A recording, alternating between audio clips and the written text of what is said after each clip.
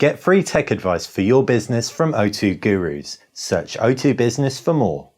Hey guys, welcome to BTech. It's Basil here, and this is a Sony Xperia Z4 tablet, a final retail unit. There have been a fair few reviews going around the web, and the chances are they've been done with a prototype version. Perhaps not all. All our prior videos were done with a prototype version. That prototype version didn't allow for benchmarks, and it bugs out way too much. So now we have a final version, and we're going to kick off with an unboxing video. Before I jump into that, of course, if you do like BTech, subscribe to the channel and share our videos. Subscribing helps us out massively, as it means we get cool stuff in if we have loads of awesome subscribers like yourself.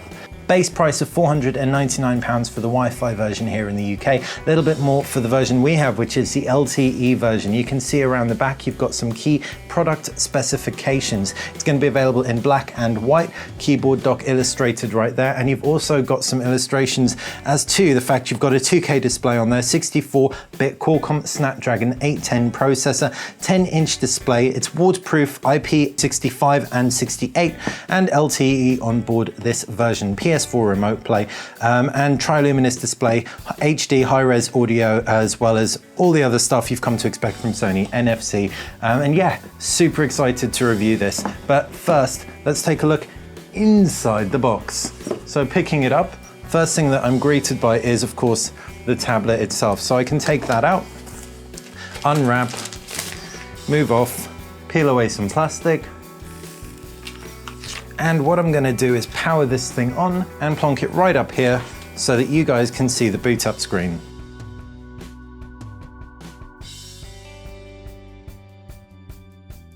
And there you have it, it's booted up. We'll talk around the tablet itself in a short while, but let's carry on taking a look inside the box, and we can see the next in line for our attention is, of course, that keyboard dock. It comes in this kind of white packaging.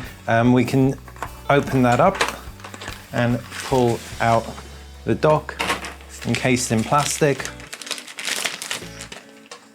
And you can see very much what we've seen before, gorgeously thin, little bit flimsy, but definitely a phenomenal value add to see in the box. I've been using this for about a couple of weeks, a prototype version, and a couple of sites have reported that the dock is just too flimsy. I wouldn't say it's too flimsy, but it definitely isn't as solid as having a laptop. Definitely infinitely more useful than just having a tablet though. So putting that to one side, and you can see a couple of other bits in here. We've got some literature from Sony, and we can pull that out, and these include things like a startup guide, BKB50 guide as well. So I'm guessing, even though it's going to be bundled in the UK, it may be available separately as well in other countries. So if your packaging isn't exactly like this, don't hold it against us. And we've also got power and micro USB connector.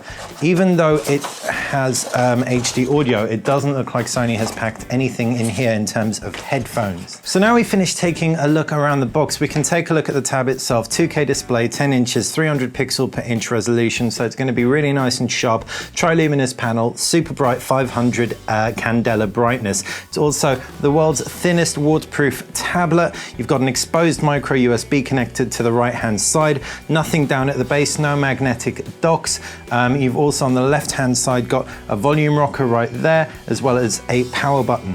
Up at the top is a 3.5mm jack, and there is also a flap underneath which, if we can open it, sits all your ports, your micro SD card slot and nano SIM card slot as well. Closing that up, you can also see there's a microphone up at the top. It has a high resolution front facing camera, and its predecessor, I think it's 5 megapixels, but around the back you've got that same old tried and tested Sony tablet camera, 8 megapixels, no flash, NFC contact point. So we can't imagine you will be using this as a camera, but what it will make for is an excellent bath time tablet. Moving on to the keyboard, and you've got keys, lots of keys, chiclet keys, really decent amount of travel. They are quite small though, the whole thing is quite small, being 10 inches, but they do come up pretty flush with the surface, indented so they don't scratch that display. The trackpad was probably what I found the most difficult thing to use, largely based on the fact that there was a bit of lag between the cursor and the trackpad interaction.